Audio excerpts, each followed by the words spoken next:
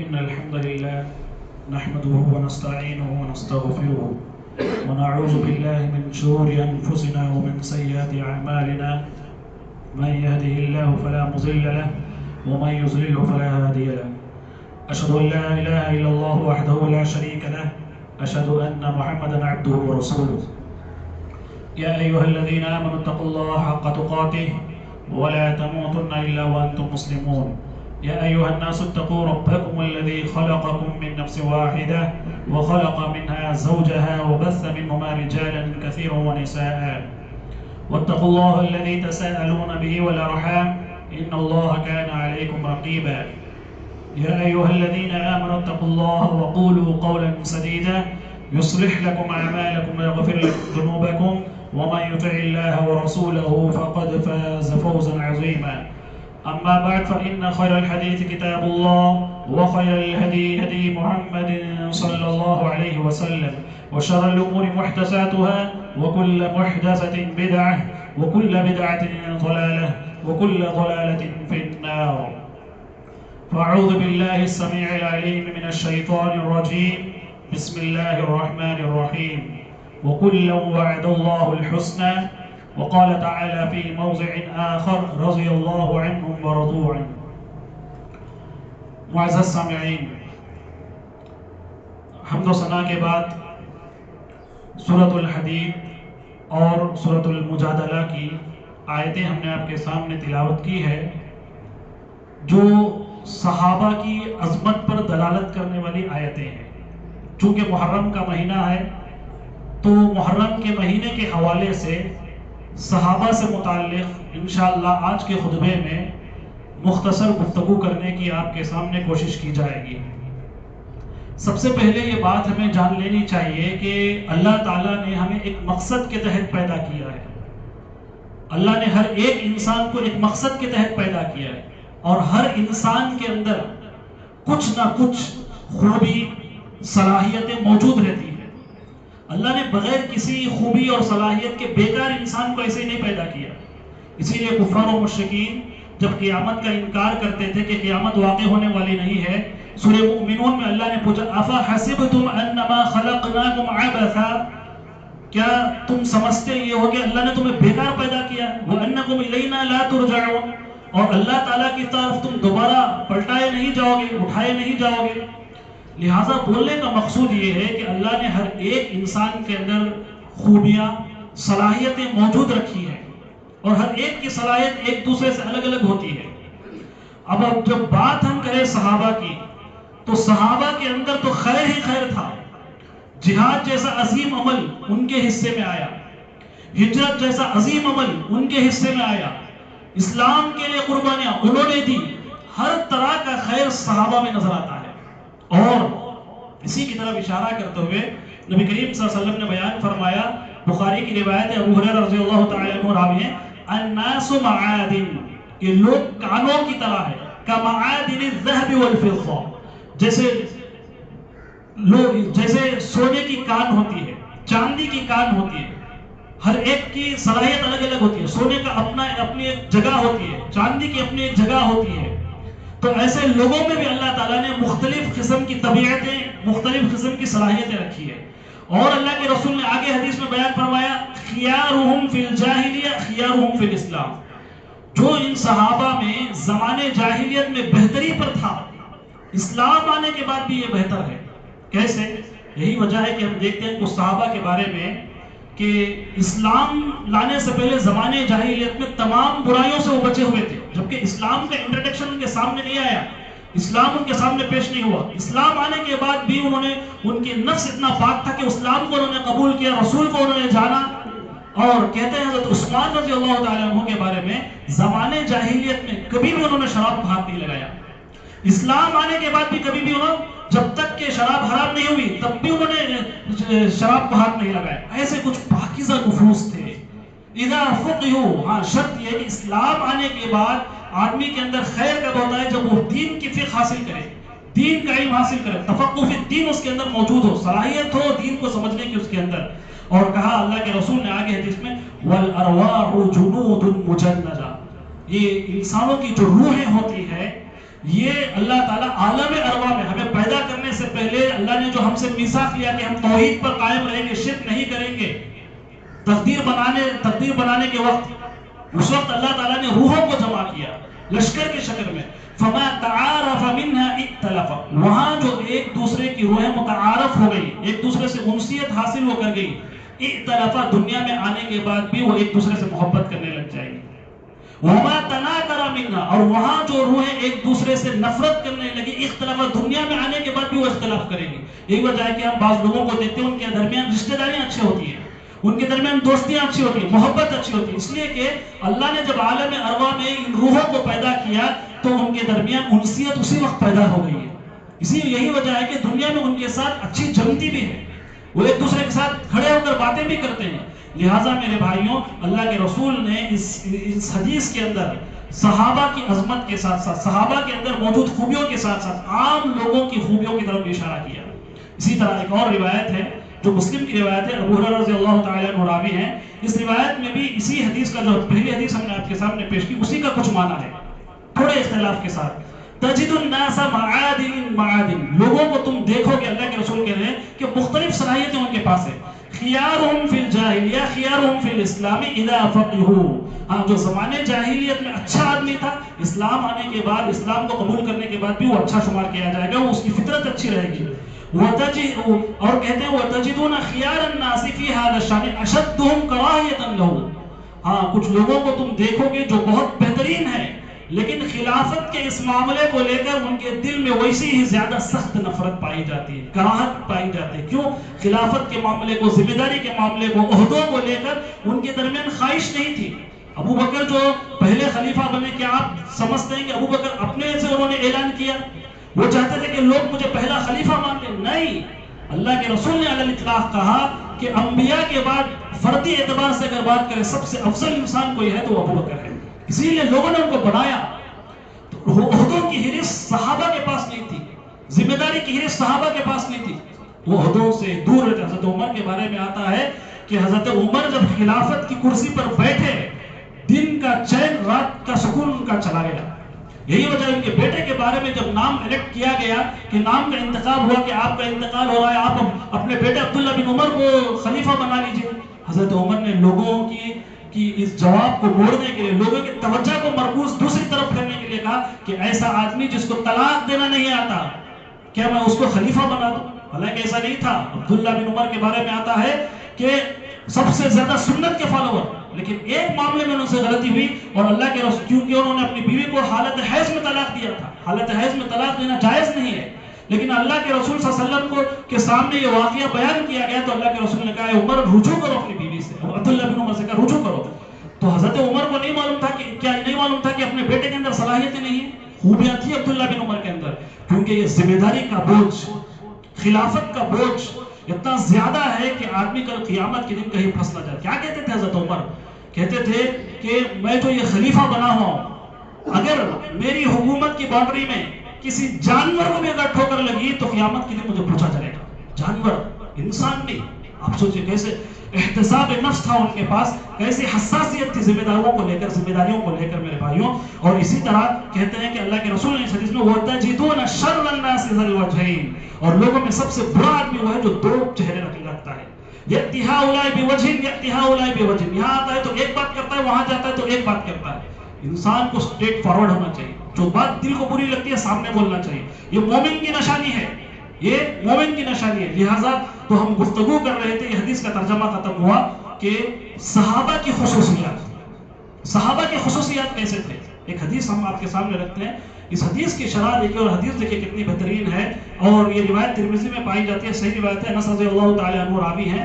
ابو بکر کے بارے میں اللہ کے رسول نے کیا کہا؟ ارحم امتی بامتی ابو بکر، میری امت میں سب سے زیادہ میری امت پر رحم کرنے والا وہ ابو بکر. یہ خصوصیت تھی حضرت ابو بکر کی. اچھا، ابو بکر کی یہ خصوصیت کی عملی تفسیر ہم کب دیکھتے ہیں؟ آپ کو معلوم ہے جنگ بدر ہوئی جو 2 ہجری کو. جنگ بدر مسلمانوں کو فتح نصیب ہوئی. مسلمانوں کو فتح نصیب ہونے کے بعد کچھ قیدی آئے. اب اللہ کے رسول، چونکہ اللہ کے رسول بھی رحم دل انسان تھے، حضرت ابو بکر سے انہوں نے مشورہ لیا، کہا کہ کیا کیا جائے ان قیدیوں کا. حضرت ابو بکر کا جو مشورہ تھا وہ رحم دلانا معاملہ تھا، جو اس حدیث کے مطابق تھا کہ اللہ کے رسول آپ کام کیجئے کہ یہ ان کا فدیہ یہ ہے کہ وہ ہمارے بچوں کو پڑھائے اور انہیں آزاد کر دیا جائے۔ حضرت عمر سے جب پوچھا گیا، دیکھیں آگے حدیث کا بھی ہے وَأَشَدُّهُمْ فِي أَمْرِ اللَّهِ عُمَرُ، اور اللہ کے معاملے میں، اللہ کے حدود کے معاملے میں، شریعت کے معاملے میں عمر بہت زیادہ سخت تھے۔ عمر نے کیا مشورہ دیا رضی اللہ تعالیٰ عنہ؟ حضرت عمر نے یہ مشورہ دیا، اے اللہ کے رسول، جس طرح انہوں نے مسلمانوں کا قتل کیا ہے ویسا ان کا بھی قتل ہونا چاہیے۔ لیکن اللہ کے رسول کو یہ مشورہ پسند نہیں آیا۔ اللہ کے رسول نے ابو بکر کے مشورے پر اکتفا کیا، لیکن قرآن مجید کی بات میں آیت نازل ہو گئی، نہیں، حضرت عمر کی رائے کو قبول کر لینا چاہیے۔ حضرت عمر کی رائے کو قبول کیا گیا۔ کیسے حضرت عمر کیسے معاملے میں سخت تھے، اللہ کی شریعت کے معاملے میں سخت تھے وہ۔ اور دیکھیے حضرت عمر رضی اللہ تعالیٰ عنہ کے بارے میں آتا ہے کہ زمانے جاہلیت سے پہلے جب انہوں نے اسلام قبول نہیں کیا تو صحابہ چند گنے چنے تھے جو مکہ میں چھپ چھپ کر اسلام پر عمل کر، نمازیں پڑھنا ہے تو چھپ کر پڑھنا ہے، کوئی نیک عمل کرنا ہے، اللہ کی توحید بلند کرنا ہے تو آہستہ کرنا ہے، کیونکہ بہت بڑی رکاوٹ تھی عمر، بہت سخت تھے، لوگ ڈرتے تھے، مروب کرتے تھے سامنے والے کو، روبدار شخصیت، کہاں ہے آج ایسی شخصیت ہے، کیسی صلاحیت اللہ نے ان کے اندر رکھا ہے۔ لیکن جیسے ہی اللہ کے رسول نے دعا کی اللہم اعز الاسلام باحب هذین الرجلین، اے اللہ تعالیٰ تیرے نزدیک دو محبوب، دو میں سے کون تیرے نزدیک زیادہ محبت کا تیرا حقدار ہے، ان دونوں میں سے کسی ایک کو اسلام کی ہدایت دے دے، کیونکہ حضرت عمر سر کا دت بنے ہوئے تھے۔ اب دو لوگوں کا نام بھی اللہ کے رسول نے حدیث میں ابن ماجہ اور ترمذی کی روایت ہے اور صحیح روایت ہے، کون دو لوگ تھے، ایک عمر تھے، ایک ابو جہل تھا، اور دونوں میں سے اللہ نے انتخاب کس کا کیا؟ عمر کا کیا۔ عمر جیسے بنیے، اللہ پسند کرنا ہمیں دین کا کام کے لیے، تو حضرت عمر کو اللہ نے ہدایت دے دی، یہ اللہ کے رسول کی دعا کا اثر تھا۔ اس کے بعد جب حضرت عمر سے لوگ صحابہ ڈرتے تھے اسلام کو بلندی کے ساتھ پیش کرنے کے لیے، حضرت عمر اسلام قبول کر لینے کے بعد پورے مکہ کی وادیوں میں، پورے مکہ کی گلیوں میں توحید کے نعرے گونج اٹھے، اللہ اکبر کے نعرے، اور حضرت عمر نے چیلنج کیا، کوئی آدمی آج اگر اپنے بچوں کو بیوہ، اپنے بچوں، اپنی بیوی کو بیوہ اور بچوں کو یتیم کرنا چاہتا ہے تو مجھ سے ملاقات کر لے۔ وہ جواب مردی تھی حضرت عمر کے اندر، وہ خوبیاں تھی حضرت عمر کے اندر۔ آپ سوچئے حضرت عمر کی یہ خوبیاں اور اللہ کے نزدیک محبت کی دلیل وہ اسلام قبول کرے۔ آج کوئی حضرت عمر پر کلام کرتا ہے، حضرت عمر کی رائے کو چھوٹا سمجھتا ہے، حضرت عمر کی خلافت میں ہوئی بشری تقاضے کے مطابق کچھ اونچ نیچ اس کو گنوا کر حوالے دے دے کر غلطیاں نکالتا ہے، اس آدمی کے اندر کیا خیر رہے گا؟ بالاتفاق ہمارا یہ عقیدہ ہے کہ علی الاطلاق نبی کریم صلی اللہ علیہ وسلم کو اللہ تعالیٰ نے جو صحابہ کی شکل میں جو ٹیم دی تھی وہ کسی اور نبی کے حصے میں نہیں آئی، علی الاطلاق یہ بات ہے، اور ہمارا یہ عقیدہ ہے، یہ یاد رکھیے ہماری کتابوں میں یہ عقیدہ لکھا ہوا ہے، ہمارا یہ عقیدہ ہے اس آدمی سے محبت کرتے ہیں جو صحابہ سے محبت کرتا ہے، اور ہمارا یہ عقیدہ ہے جو صحابہ سے نفرت کرتا ہے ہم اسے بغض اور عداوت صرف دل میں نہیں سامنے بھی ظاہر کریں گے کہ تم سے ہم نفرت کرتے ہیں، کیوں؟ تو صحابی کو گالی دینے والا ہے، جبکہ صحابہ کے اندر اتنا خیر موجود ہے، اللہ کے رسول کی حدیثیں موجود ہیں۔ ملہم شخصیت حضرت عمر رضی اللہ تعالیٰ عنہ اس امت کی ملہم شخصیت ہے، ایسی ویسی شخصیت نہیں۔ صرف ایک حوالہ ہم نے آپ کے سامنے دیا جو ان کی خواہش کے مطابق قرآن مجید کی آیتیں نازل ہوئی اور فیصلہ ہوا، ایسے کئی موقعوں پر اللہ کے رسول کا ایک فیصلہ تھا، حضرت عمر نے ایک رائے دی لیکن اللہ تعالیٰ نے حضرت عمر کی رائے کو قبول کر لیا۔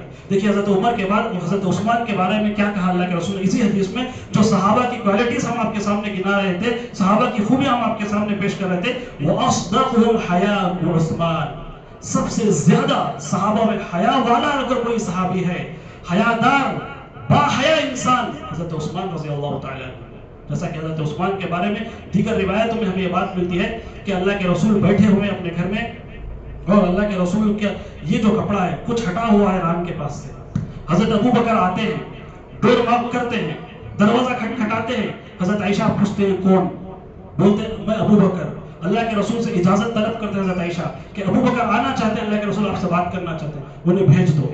ابو بکر آتے ہیں، پھر تھوڑی دیر بعد ڈور ناک کیا جاتا ہے، دروازہ کھٹکھٹایا جاتا ہے، پوچھتے ہیں حضرت عائشہ کون؟ کہتے ہیں میں عمر ہوں، اللہ کے رسول سے ملاقات کرنا چاہتا ہوں۔ اللہ کے رسول سے اجازت مانگی جاتی ہے، کون؟ بولو عمر آئے ہیں، اور حضرت عمر کو بھی اندر آنے کی اجازت دی جاتی ہے۔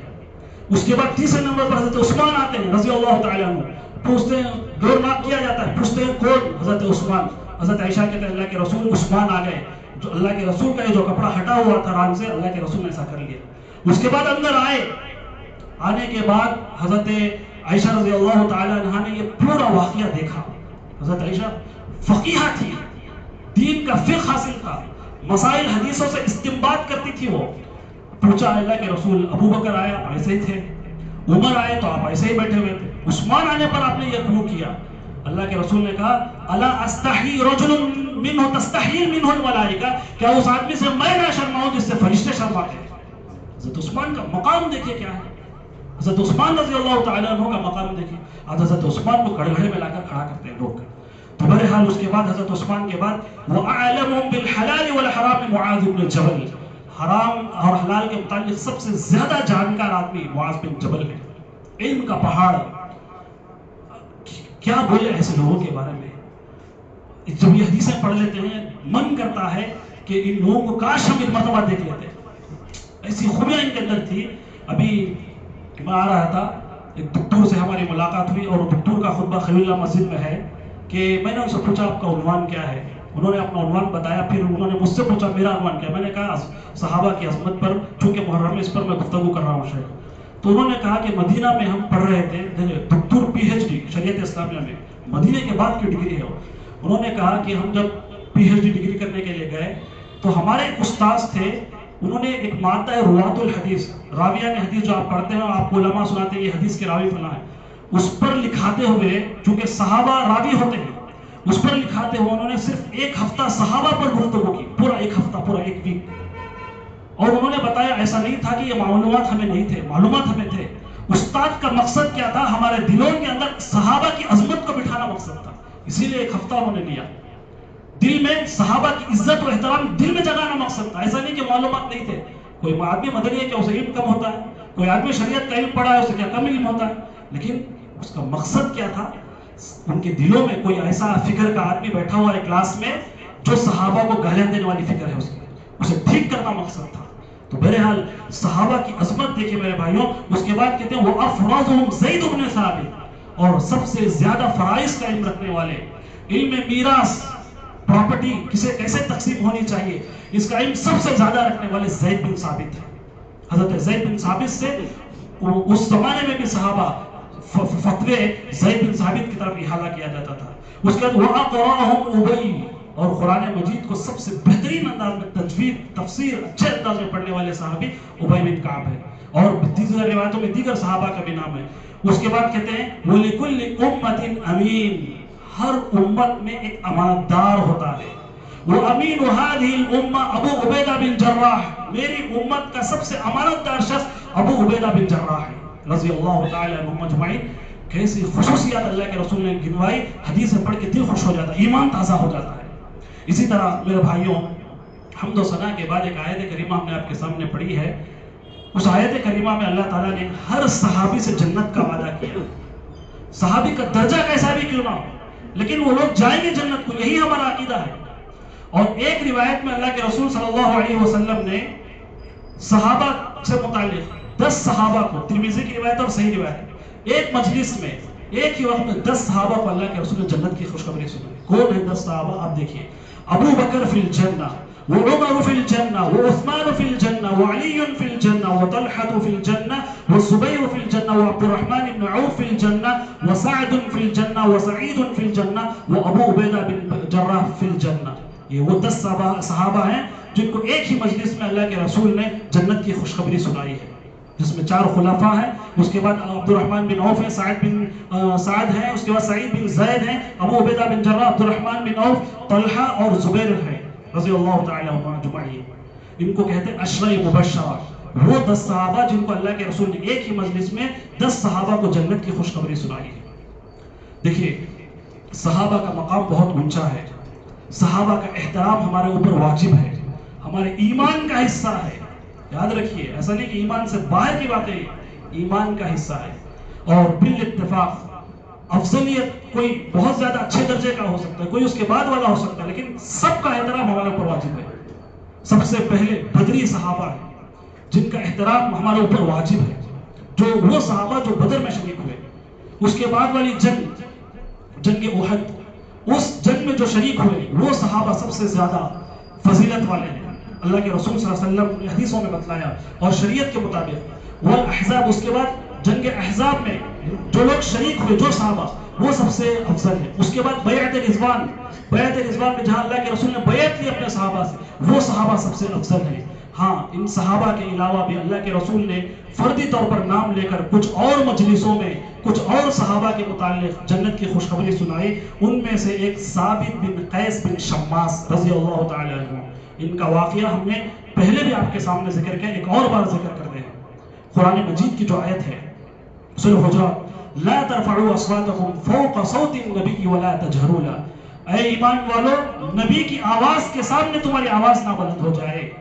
اب ثابت بن قیس بن شماس کا لقب، خصوصیت آپ جانتے ہیں کہ کیا خوبی تھی؟ خطیب رسول، اللہ کے رسول کا خطیب کہا جاتا تھا. زبردست خطبہ دیتے تھے، اور چونکہ خطبہ جو ہوتے ہیں فطری طور پر ان کی آواز بہت بلند ہوتی ہے، لوگوں سے بات کرتے ہیں تو لگتا ہے کہ جھگڑا کر رہے ہیں. تو ثابت بن قیس بن شماس کی آواز فطری طور پر بلند ہونے کی وجہ سے یہ آیت نازل ہونے کے بعد انہوں نے یہ سمجھا کہ میری آواز نبی کی آواز سے بلند ہے، لہٰذا میرے اعمال ضائع ہو جائیں گے، اور فوراً بھاگے اور اپنے آپ کو کمرے میں بند کر دیا. اللہ کے رسول نے مجلس میں پوچھا کہاں ہے ثابت بن قیس بن شماس؟ کہ اللہ کے رسول ان کا معاملہ یہ ہے کہ وہ سمجھتے ہیں کہ آیت ان کے بارے میں نازل ہوئی، آپ کی آواز سے ان کی آواز بلند ہے، اور وہ سمجھ رہے ہیں کہ وہ منافق ہو گئے اور ان کے اعمال ضائع ہو گئے. کہا کہ جاؤ انہیں خوشخبری دو، انہو من اہل الجنہ، کہ وہ جنتی آدمی ہے. متفق علیہ روایت ہے. ثابت بن قیس بن شماس. اسی طرح عکاشہ بن محصن، ان کو بھی اللہ کے رسول نے جنت کی خوشخبری سنائی، اور یہ حدیث بارہ ہم نے عشاء کے درس میں کتاب التوحید میں ذکر کیا ہے. سبقہ بہا عکاشہ، ایک وہ روایت جس میں اللہ کے رسول نے بیان فرمایا 70,000 لوگ اس امت کے، ہماری اس امت کے 70,000 لوگ بغیر حساب و کتاب کے جنت میں جائیں گے. اللہ کے رسول صلی اللہ علیہ وسلم نے سے پوچھا گیا وہ کون لوگ ہیں؟ اور وہ لوگ ہم جو رقیہ طلب نہیں کریں گے، اپنے جسموں کو نہیں ڈھانپیں گے، اور خاص طور پر اللہ پر توکل کریں گے، اللہ کے سوا کسی اور پر توکل نہیں کریں گے. ایسے لوگوں کو اللہ تعالیٰ 70,000 لوگوں میں ایسے لوگوں کا شمار کرے گا. اللہ تعالیٰ سے دعا ہے کہ آپ اور ہمارا شمار اللہ تعالیٰ 70,000 خوش نصیبوں میں کر دے. تو وہاں اس مجلس میں بیٹھے ہوئے تھے عکاشہ بن محصن، کھڑے ہو گئے، کہا یا رسول اللہ ادعو لی منہم، اللہ کے رسول میرے دعا کیجئے کہ میں ان 70,000 خوش نصیبوں میں سے ہو جاؤں. اللہ کے رسول نے کہا کہ انت منہم، تم انہی میں سے ہو. جنت کی خوشخبری سنائی. پھر ایک اور صحابی کھڑے ہوئے، کہا کہ میرے لیے بھی دعا کیجئے. اللہ کے رسول نے کہا سبقہ بہا عکاشہ، اس معاملے میں عکاشہ بن محصن نے بازی مار لی ہے. لہٰذا میرے بھائیوں، ان کے علاوہ عبداللہ بن سلام جو عیسائی تھے، جنہوں نے اسلام قبول کیا، جن کے بارے میں سورہ احقاف میں اللہ تعالیٰ نے بیان فرمایا وَشَهِدَ شَاهِدٌ مِّن بَنِي اسرائیل، یہ بنی اسرائیل میں سے ایک شخص گواہی دیتا ہے کہ محمد صلی اللہ علیہ وسلم آخری رسول ہے، اللہ تعالیٰ ایک ہے، اللہ کے سوا کسی کی عبادت جائز نہیں ہے. یہ بھی جنتی صحابی ہے. اس کے بعد اپنے دونوں نواسے حسن اور حسین، دونوں کے بارے میں اللہ کے رسول نے کیا کہا؟ سیدہ شباب اہل الجنہ، جنت میں نوجوانوں کے سردار ہوں گے حسن اور حسین. بہت سی خوشخبریاں اللہ کے رسول نے امہات المؤمنین رضی اللہ تعالی عنہم اجمعین کو بھی دی، اللہ کے رسول کی بیویوں کو. جبکہ آج لوگ دعویٰ کرتے ہیں کہ میں رسول سے محبت کرتا ہوں، اور یہ پروپیگنڈا کرتے ہیں کہ اہل بیت سے محبت ہونا چاہیے. اہل بیت کون ہے؟ میرے گھر میں، میرے گھر والوں میں میری بیوی اگر شمار نہیں ہے تو وہ کون ہو سکتی ہے؟ اللہ کے رسول کی تمام بیویاں جنتی ہیں. اگر کوئی یہ کہتا ہے کہ نبی سے محبت ہے، نبی کے گھرانے سے محبت ہے، تو اس پر لازمی تقاضا ہے کہ وہ اللہ کے رسول کی بیویوں سے بھی محبت کرے. ایمان کا تقاضا ہے. اللہ کے رسول کی بیویوں کو نعوذ باللہ جہنمی قرار دینا اور خود کو جنتی قرار دینا، یہ کہاں کا انصاف ہے؟ یہ صحابہ کے بارے میں یاد رکھیے زبان درازی کا معاملہ ہے. اسی طرح میرے بھائیوں، آخری ایک اہم بات کہہ کر ہم اپنی بات کو ختم کریں گے کہ صحابہ کی جب گفتگو ہو رہی ہے، میرا اور آپ کا فرض ہے ان کی جانب سے دفاع کرنا. اگر صحابہ کے بارے میں آپ کو کوئی آدمی غلط انفارمیشن پہنچاتا ہے، کوئی غلط بات بولتا ہے، یا آپ کی ذہن سازی کرنے کی کوشش کرتا ہے، اگر آپ کو علم ہے تو آپ ضرور، آپ پر فرض ہے کہ آپ دفاع کریں. اگر آپ کو علم نہیں ہے تو جو لوگ جانتے ہیں یا اہل علم ان کے پاس آپ ضرور لے کر جائیں. چھوڑیے مت ایسے آدمی کو، تاکہ اس کی اصلاح ہوگا. وہ کب تک ان افکار و نظریات لے کر اس ویسے ہی جیے گا؟ اس کو لے آئیے، اس کو قرآن و حدیث کی روشنی میں آپریشن کریں گے انشاءاللہ. تو دیکھیں میرے بھائیوں کہ صحابہ کا دفاع کیسے کرنا ہے. آپ کو معلوم ہے ایک جنگ ہوئی، جنگ تبوک. یہ جنگ غالباً 9 ہجری میں ہوئی، رومیوں کے خلاف ہوئی، اور یہ جنگ کا تذکرہ سورہ توبہ میں بھی ہے اور سورہ انفال میں بھی اللہ نے ذکر کیا. سورہ توبہ میں اس جنگ کو اللہ تعالیٰ نے کہا لقد تاب اللہ علی النبی والمہاجرین والانصار والذین اتبعوه فی ساعۃ العسرہ. اس جنگ کو شمار کیا گیا مشکل کے اوقات، مشکل کی گھڑی، کیونکہ اس جنگ کے اندر مال و اسباب نہیں تھے صحابہ کے پاس. اللہ کے رسول کے پاس جنگ لڑنے کے لیے مال نہیں تھا، افراد کی کمی تھی. یہاں تک کہ اس جنگ کا حال بتایا جاتا ہے، کبھی اس جنگ پر مستقل خطبہ دینا چاہیے. جب سفر کے لیے نکلے، ایک کھجور تھا، ایک کھجور میں 2 صحابہ شیئر کر کے کھاتے تھے. آپ سوچیں کتنی غریبی تھی ہوگی. ایسے موقع پر مالدار صحابی کعب بن مالک پیچھے رہ گئے. کچھ منافقین تھے جو اللہ کے رسول سے اجازت انہوں نے لی، بہانے بنائے، عذر تلاش کی. اللہ کے رسول نے انہیں چھوڑ دیا. رحم دل انسان تھے اللہ کے رسول، چھوڑ دیتے تھے. کون کیا گیم کھیل رہا ہے نہیں دیکھتے تھے. لیکن کعب بن مالک، ہلال بن امیہ، مرارہ بن ربی، یہ 3 مخلص صحابہ تھے جو اس جنگ سے پیچھے رہ گئے، اور ان کے اپنی جگہ اپنے ریزنز تھے، صحیح وجوہات تھے. اور اللہ کے رسول کو اتنا دکھ ہوا کہ کعب بن مالک پیسہ رہتے ہوئے اس جنگ میں شرکت نہیں کی، اور تمام منافقین نے بھی پروپیگنڈا کیا. اس لیے اللہ کے رسول صلی اللہ علیہ وسلم نے ان سے بات کرنا بائیکاٹ کر دیا 50 دن تک کے لیے.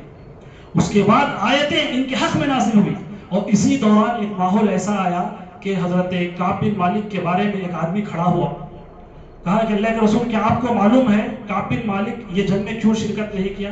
کیونکہ اسے مال دینا پڑے گا یہ جنگ میں. وہ مال و اسباب میں غرور میں آ چکا ہے. وہاں حضرت معاذ بن جبل، قربان جائیے ہمارے صحابہ کی قربانیوں کو، معاذ بن جبل اس مجلس میں شریک تھے. فوراً ٹوکا انہوں نے، بئس ما قلت، کہا کتنی بری بات تم بول رہے ہو. اللہ کے رسول، اللہ کی قسم، ما علمت الا خیرا، میں کعب کے بارے میں بھلائی کے علاوہ کچھ نہیں جانتا. آج ہم ہوتے غیبت ایک سن لے کے کھڑے ہوتے. اگر کسی شخص کے بارے میں اس کی اچھائی جانتے، ڈنکے کی چوٹ پر بولیے. یہی ایمان کا تقاضا، معمولی نیکی نہیں ہے یہ. اور اسی طرح دیکھیے حضرت عائشہ، واقعۃ الافک، کتنا بڑا حادثہ حضرت عائشہ رضی اللہ تعالیٰ عنہ کی زندگی میں پیش آیا. کتنا پہاڑ اللہ کے رسول پر گزرا. منافقوں نے اس کو ایک اچھا اپرچونٹی کے طور پر لیا، ایک بڑا موقع کے طور پر لے کر نعوذ باللہ حضرت عائشہ کو بدنام کرنے کی کوشش کی.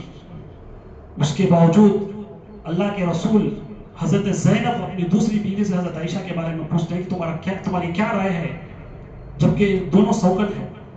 حضرت زینب نے، کیسے حق پسند لوگ تھے یہ، کہا کہ اللہ کے رسول ما علمت الا خیرا، حضرت عائشہ کے بارے میں خیر کے علاوہ کوئی نہیں جانتے، ایسا کام وہ ہرگز نہیں کر سکتے. اور مزید حدیث میں اضافہ ہے، میرے پاس لکھا ہوا ہے عربی میں، مزید حدیث میں اضافہ ہے کہ ہمیشہ دونوں کا اللہ کے رسول کا دل جتنے کے لیے کمپٹیشن چلتا تھا. اس کے باوجود جب حق بات بولنے کے کیسے انہوں نے بولا. تو بہرحال میرے بھائیوں، انہی چند باتوں پر ہم اپنی بات کو ختم کرتے ہیں. آخری میں 2 اہم اعلانات کر کے ہم اپنی بات کو ختم کریں گے. سب سے پہلا اعلان یہ ہے کہ انشاءاللہ ہماری مسجد کے ماتحت مکتب انشاءاللہ پیر سے آغاز کیا جائے گا. آپ میں سے جو افراد خواہش مند ہے، نوٹس بورڈ پہ ہمارا نمبر اور ہمارے ایک اور دوست صاحب جو ہیں امام صاحب، ان کا بھی نمبر لکھا ہوا ہے. دونوں کا نمبر آپ نوٹ کر لیجئے. انشاءاللہ جو افراد خواہش مند ہیں ضرور اس میں حصہ لیجئے، اور انشاءاللہ بچوں کے مستقبل سنوارنے کے لیے ایک اچھا کام کیا جائے گا. اسی طرح دوسرا اہم اعلان ہے کہ حسب معمول اس مسجد کے اخراجات کے لیے آپ زیادہ زیادہ تعاون دیتے ہوئے جاتے ہیں. اس بار بھی آپ زیادہ زیادہ تعاون دیتے ہوئے جائیں. اللہ تعالیٰ ہمیں دین اور دنیا تمام کی بھلائیاں نصیب فرمائے. آمین و آخر دعوانا الحمدللہ رب العالمین.